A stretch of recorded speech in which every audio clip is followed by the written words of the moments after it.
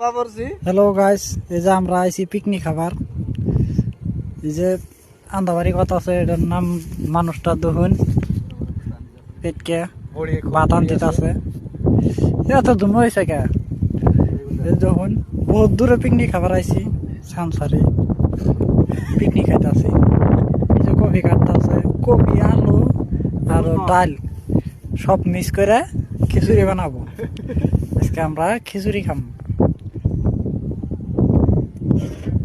মুরব্বী ওটা ব্যস্ত আছে, কি আর তাওয়ালি চাওয়ালি বানাইতে আছে, আছে ভাত হয়ে গেছে কেনা। পিকনিক কিরকম হইলো আপনারা দেখে কমেন্ট করে জানাবেন।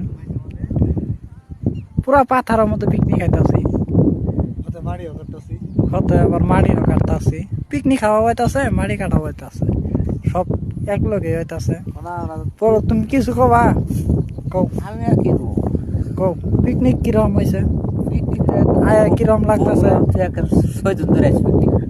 ভাল লাগতেছে না? নাই ভাল লাগতেছে মানে সেই ভাল লাগতেছে। খালি বাড়ির কথা কম্বলের কথা মনে হয় খালি। আচ্ছা গেল, তুমি কিছু কবা নাকি? দুঃখ লাগছে নাকি?